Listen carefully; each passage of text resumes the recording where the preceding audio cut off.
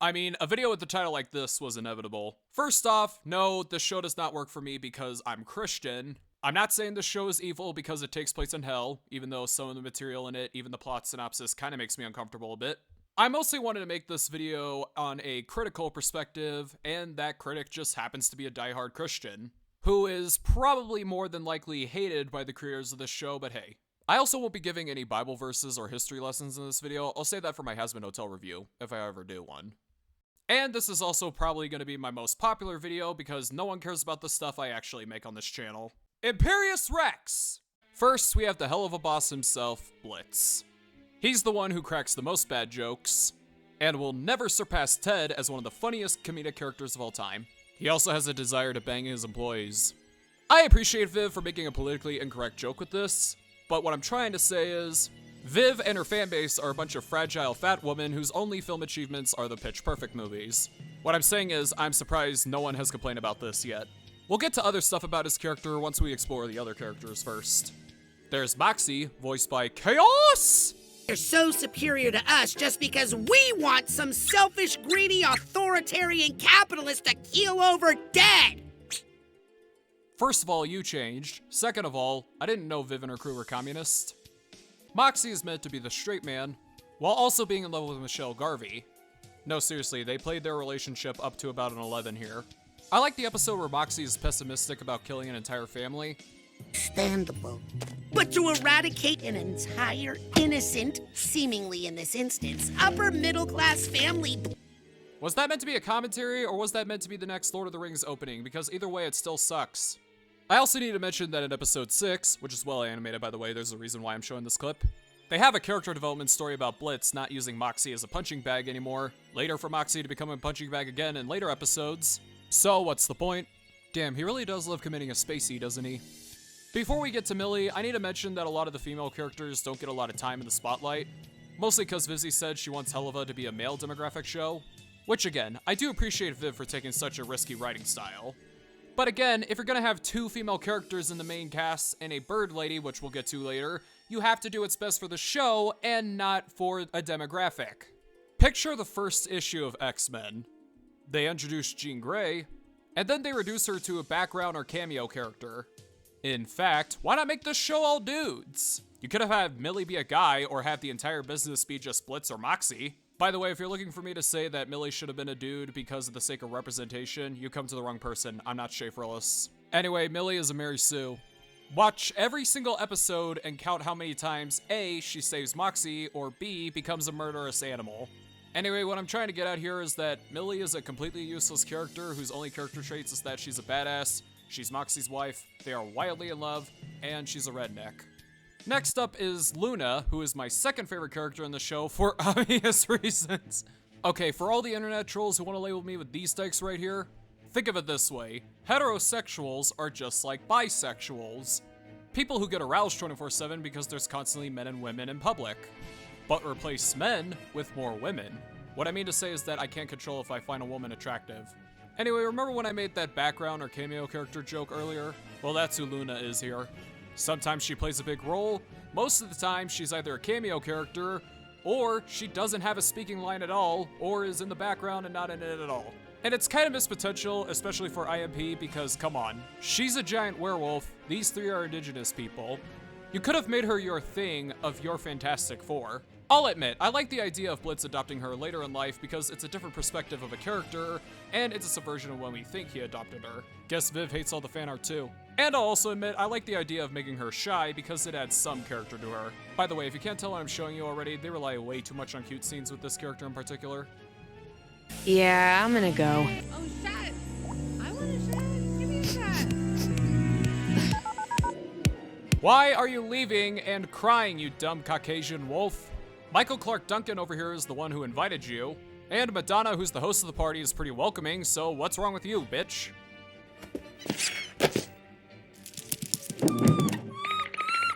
Oh, don't worry, Looney. It's okay. It's just one little prick. You won't feel it. Ew. So she's a human wolf who lives in hell, and... I got it. There's no narrative reason on why Loona needs a shot, it's just there for cute purposes. In fact, if this character needs a shot, does that mean Lon Chaney Jr. also needs a shot? Does that mean Wolfsbane from the X-Men also needs a shot? Does that mean Harrison Ford in Anchorman 2 also needs a shot? He's a were-hyena. Are they all gonna act like this if they need said shot? Please, Vivzy, the internet already ruined Smash Brothers. I don't need them ruining all the stuff I love. That's been the Alpha Male stuff! As for everything else about Loona, well... He's an asshole. You can have a character be an asshole or have rage issues and be likable at the same time if done right. You can have a character who's so comedic that you can't help but like him because he's an asshole. Or you can have a manly smart aleck to the point where you cannot help but love him for that reason alone. Loona fits into none of those categories. She's either a snotty bitch or... Oh, fuck, Blitz! Why can't you stay out of my face for like 5 minutes? Because I adopted you! And that should mean something! Oh, what does it matter? You're not my real dad. I was almost 18. It still counts! Well, it shouldn't. I didn't need you then, asshole. I don't now. What the hell was that? I get that you say he constantly nags you, but at the same time, there's a reason why we adults, and some of us adults at heart, hate young adults. Even when they attempt to do an apology story, it never gets resolved at the end, and in some episodes where Loona has a conflict with Blitz or someone else, it still never gets resolved. And trust me, it gets better. Oh, Blitz finally talked to her about her attitude with clients. I just think some small tweaks might help you be more of a people person, you know? I am a people person. If I'm so terrible, how about you just grow a pair and replace me? So, what's wrong with that exactly? Is he trying to get you to reenact all the fetishes the internet has about you as a punishment? Even in the episode centered around her, she's unlikable.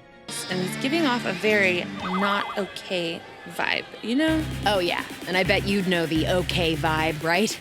I mean, everyone likes you so much. Bruh, Hannah Montana just shared her concerns for your father, and yet you're just spaz out at her like that? Seriously, Joan Jett has every right to devour you here. Especially dads. And sometimes they fuck up. Well, all the time. What does he fuck up exactly? Seriously, who wrote this character? Kathleen Kennedy? Speaking of Whitney Houston, this is a good transition point. I like that Vizzy Pop was able to get Katy Perry in the show because she was one of her favorite singers in the early days of the internet. And it opens the door for more smaller creators to do the same thing. And as a wannabe filmmaker myself, don't be shocked if I ever get Steve Perry in a future work of mine. Anyway, now back to me being a Nazi. Need I remind you that B is Taylor Swift's self-insert? She's an alcoholic, she swears a lot, she's sexy, she uses the E in her music. All of them issues the real Amy Winehouse went through. I also like how she's nice, unlike everyone else. Which is making me question if the Britney Spears self-insert was on purpose. Now let's move on to other side characters. I don't have much to say about Veronica, but I do appreciate Viv and Brandon for sexualizing a lot of their female characters. I mean, hell, we live in a time where these two are allowed to work in the industry. You could have a field day in the writer's room if you want to commentate on this subject. I also appreciate Viv and Brandon for doing their research, such as Asmodeus being the king of lust, Beelzebub being the queen of gluttony, and I kinda like Stryker mostly because of his design and the fact that he's played by Scud? Scud from Blade 2? Oh god, does that mean Wesley Snipes is gonna be in the show next? I'm begging you, Vizzy, please don't do it. Here come the men in black. I'll admit, I like their story about them hunting IMP. You sure they're not the good guys here? And did I forgot to mention that they always set up reoccurring villains? Jeez Louise. Take notes from Clone Wars, as in do all the arcs with the villains in one. Moving on to the Goetia family. Stolas is an obnoxious, gross, gay stereotype, and I hate him. We'll get to the stereotypes thing later. I will talk about this real quick. In the pilot and in the first few episodes, they hint at Blitz wanting to bang Stolas for the sake of the book and his job. In episodes 2 and 5, they made it seem like Blitz hated Stolas. And then in the next episode, they turn him into his Elton John and his Ian McKellen, like shortly after. Someone was paid to animate that kissing scene, by the way. I really hope you got paid well, and I really hope you're, having fun jerking off. Anyway, yeah. So how was work at Spindle Horse, honey? Oh, it was great. I had to animate a bird and a red thing kissing. Like, their tongues were so together, like... Okay, we're getting a divorce. Osama, R.L. Stein, you're both coming with me. Now let's head on to the villain, quote-unquote, of this show. By the way, the mishmash of episodes she's in is a perfect example of what I was talking about earlier. By the way, the choice of dialogue that Stella, Stolas, and Octavia all use made it seem like that they were once a happy family. Fuck this one too! No, of course not. You are a goddamn embarrassment. I'm not spending another moment looking at your pathetic, imp-sucking face! Fuck me! I just want to go home. But home doesn't even feel like home anymore. You ruined it. There's also this picture up there. Even in other pieces of dialogue, they made it seem like she was betrayed. I want this cheating prick dead. I don't care who you have to go through. Make it happen! But there is one good thing to come out of this flimsy storytelling. And drill for... I don't care what your arrogant brother thinks. I dropped my jaw to the ground when I first saw this scene. Because again, these two. In more recent years, we've always been taking the women's side when it comes to abusive relationship allegations. Which we had every right to do that because women were long victims of abuse. Because ever since Willy Wonka over here, or more as in 2023 recent Jonathan Majors, we've become more open-minded about abusive relationships. Whether it be the wife is the one who is emotionally abusive, or the wife is just a jealous bitch. So I've grown to like this flimsy storytelling a lot more for that reason alone. Next up is my favorite character in the show, Octavia. The reason why she's my favorite character is because they put all the crude jokes aside in order to focus on more serious subjects with her. But her intro is very weak. Daddy! Daddy! I had a dream. A really bad dream. A nightmare. I was looking all over the palace, and I couldn't find you anywhere. You weren't... Really? That's the best nightmare you could come up with? You could have gotten anything, and it could have gotten me, personally, a cry. But you went with nothing. Here are a few things that I think would have worked better. I was being chased by a monster! He was so ugly and scary and had a big thrubby You locked me in a closet and you beat me with a belt! I never knew you were this cruel! Oh, thank God it's not the real you! Joe Biden compared the Maui wildfires to his house fire back in 2004! And his house fire wasn't even that bad! Okay, maybe not anything, I just need to get that off my chest. Also, yeah, sing your daughter a song about the end of the world, because that would definitely put her to sleep. All that aside, her relationship with Stolas is actually pretty decent. And there's a reason why I called her my favorite character, because everyone else is such an obnoxious, sexually obsessed cunt. Also, remember how I criticized this show for its male demographic, centric, whatever, quote unquote? It's still a shame because the voice actress of Octavia is the same voice actress as Anaxinamen from the 1932 classic The Mummy. Why would you waste such an iconic role from 90 years ago for a small role like this? Are you gonna run off with him? And leave me behind? Go away where I can't find you? Figure of myself. It is my coffin made by my father against my death. What mummy has usurped my eternal resting place? For the most part, I don't have a problem with stereotypes, but when you claim to be so woke and progressive, you have to make your representation, quote unquote, like this. Hey, Steve. Yeah, thought he looked like a Steve. I mean, he knows everything. Seriously, ask him. Not this. Sorry to be so late, but I just had to get these old bones bleached for the party. Pettibone. He's our official skeleton in the closet. I'm sorry. That makes me laugh every time. Hey, remember when I said that Stolas was a gay stereotype? Let me explain. He's a skinny, flamboyant gay dude who does the "Damn, you gotta come out of the closet, oh my god, it's like if John Travolta came out of the closet."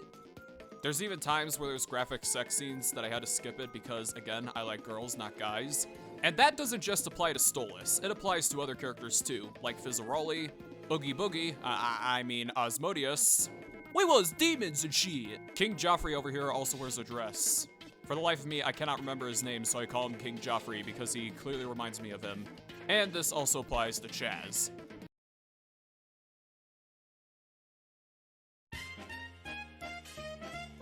The jokes in this show are...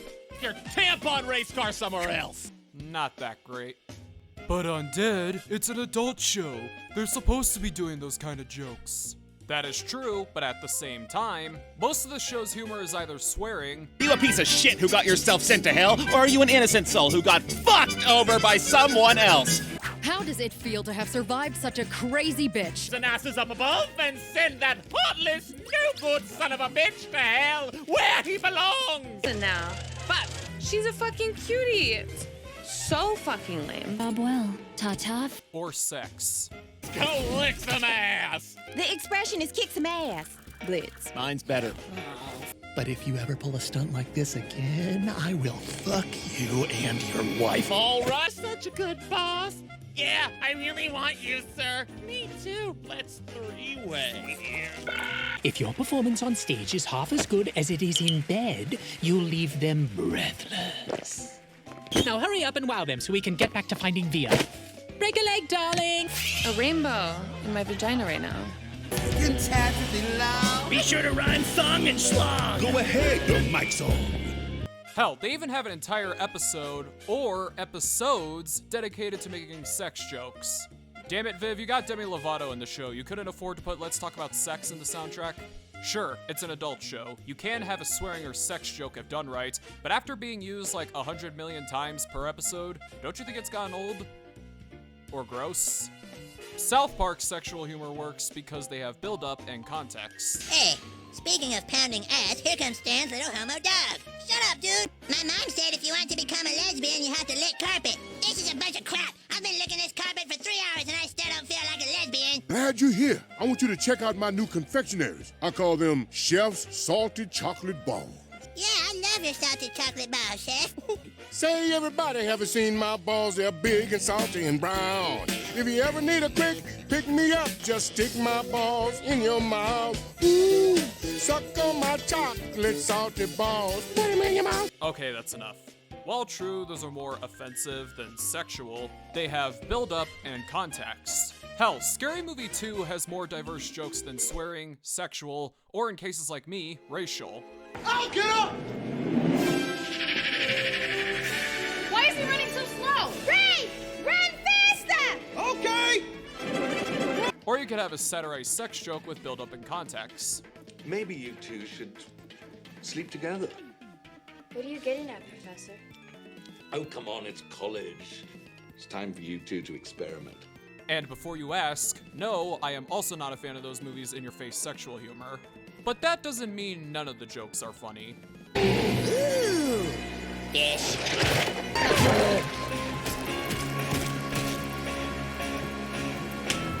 For enemies for them. It's good for business. Lions giving birth, ghost, what else? Soiled my pants, more coffee. See, that's good. Else, your husband is just, how do I say this without being offensive? Retarded. Native American man is my new best friend. I also like that this guy is treating him like a dog. That's pretty good. However, some of their non-sexual humor is bad too. Sir, there is no way we are going to get enough clients by the end of the day with one poorly spelled, bad grammar flyer. I'm literally gonna be sick. Oh, crumbs, I knew today would be a lot. What do you need? Antacids, ibuprofen, morphine? That was figurative, old man. There's also this running joke about Moxxie being fat for some reason, which is not funny at all. It's not funny because first off, he is not fat, nor does he have any characteristics that could make him fat. He's not Chris Farley, people. But in conclusion, the entire show feels like it was written by a 12-year-old who discovered 3 things: swearing, sex, and mythology. Sounds like someone else I remember. Oh, you're serious. Game on, bitch.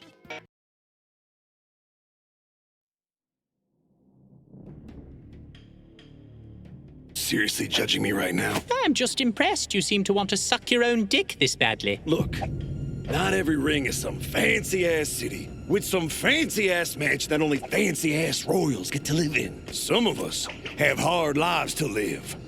And some of us have everything we care about taken away by fuckers like you. Message! Okay, let's see what we got here. $9 for a pin? Kind of an unfair price, but okay. $40 for a backpack.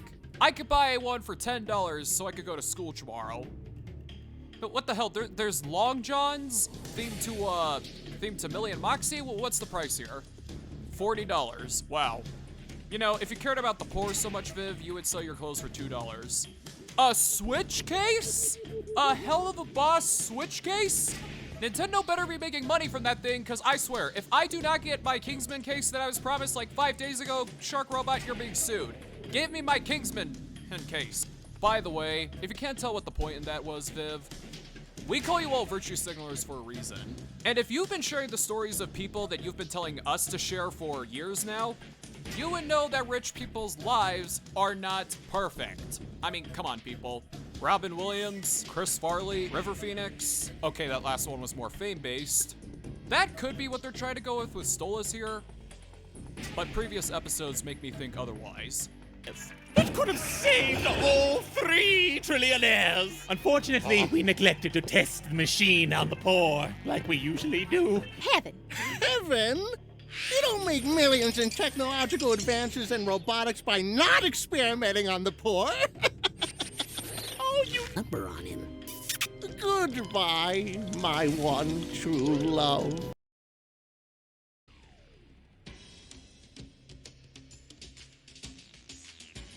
Honestly, the whole hell thing is very confusing as hell.